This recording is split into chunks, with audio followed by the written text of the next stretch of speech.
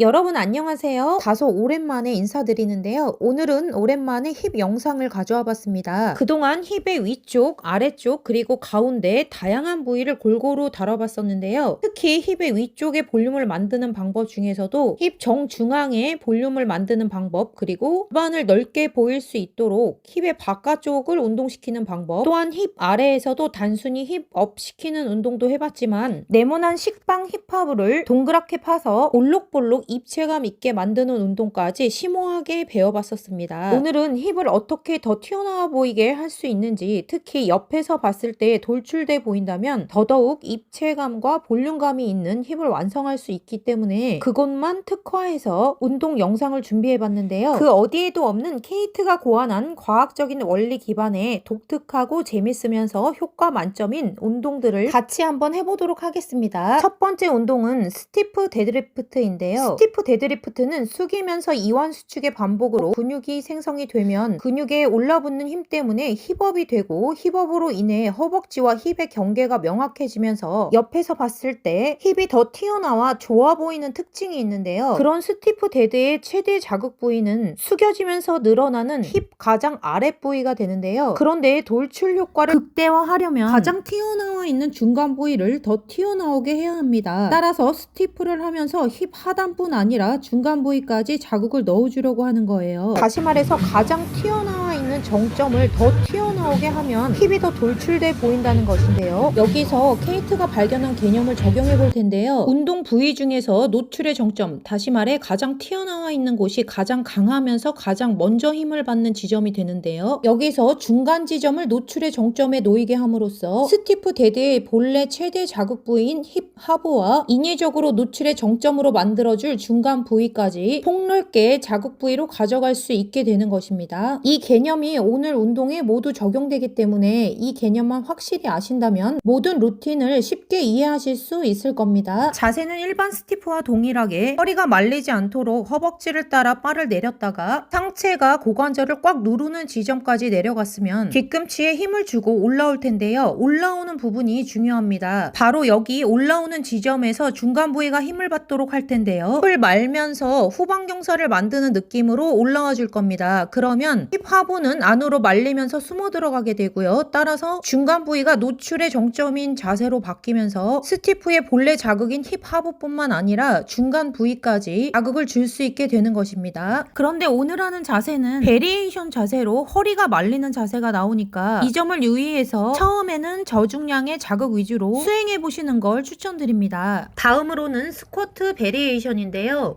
스쿼트는 관절 두 개를 개입시킴으로써 고중량을 수행할 수 있게 되는데요. 고중량은 근육 손상을 높이면서 힙 전체의 볼륨을 키우는 동작이 되는 것입니다. 여기서 앞에서 다루었던 노출의 정점이라는 개념을 사용해 중간 지점을 더 많이 자극할 텐데요. 먼저 11자 보폭에서 스쿼트를 해줄 텐데, 11자 보폭은 각 볼기근의 중앙을 타깃하기 위한 스탠스고요. 8자 스탠스처럼 다리가 벌어져 있지 않고 모여져 있는 만큼 힙을 더 뒤로 늘리면서 쓸 수 있는 두께감을 만드는데 더 좋은 형태고요. 앉으실 때는 힙의 깊은 아래까지 하중이 도달하도록 수직의 일직선상으로 내려갔다가 올라올 때가 중요한데요. 엉덩이 중앙이 노출의 정점에 놓이도록, 다시 말해 힙 중앙이 무게를 가장 많이 잘 받도록 힙을 빼는 각으로 올라오는 게 특징적인 동작이라 할 수 있겠습니다. 다시 한번 앉으실 때 수직의 일직선상으로 앉으실 텐데, 하중이 움직이는 수직선상과 내 몸을 일직선으로 맞추어 하중을 깊게 힙 아래까지 도달시키기 위함이고요. 힙을 빼서 일어나실 때 허리에 자극이 가지 않는지 확인하시고요. 너무 깊이 내려가서 허리가 말리는 버딩크에 주의하시기 바랍니다.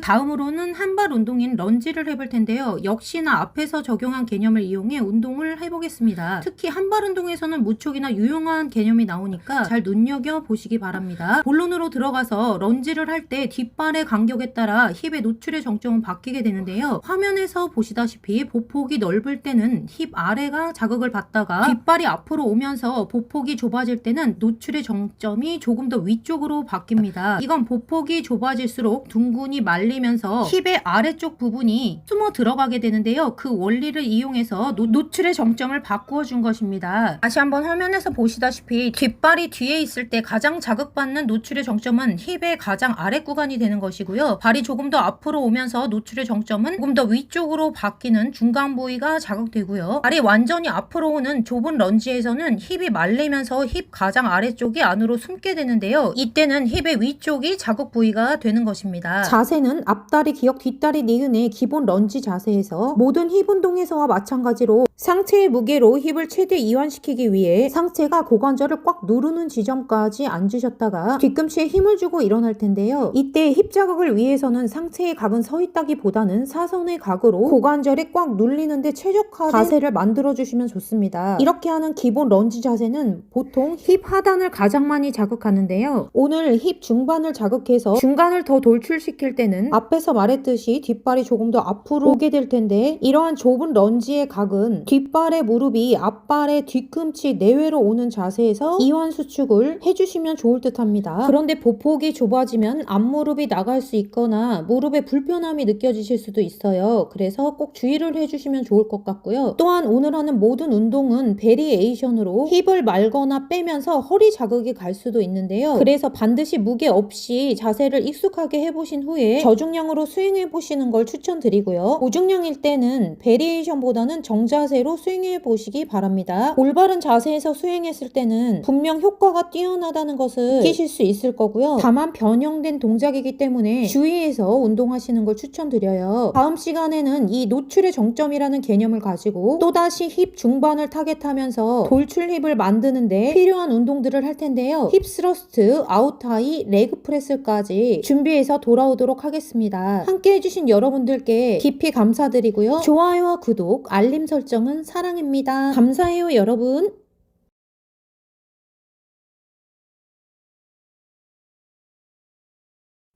요점 정리 시간인데요. 입체감과 볼륨감이 있는 애플힙은 옆에서 봤을 때 튀어나온 돌출미가 있습니다. 이 돌출힙은 가장 튀어나온 부위를 더 튀어나오게 하면 효과적인데 그 가장 튀어나온 부위인 힙 중간 라인을 특화해서 자극 줄 수 있는 스티프 스쿼트 런지를 베리에이션 동작으로 해봤습니다. 첫 번째 스티프 데드리프트는 기본 자세는 여러 영상에서 정말 많이 반복했었기 때문에 변형 자세를 설명할 텐데요. 기본 자세는 화면에 설명을 참고해 주시고요.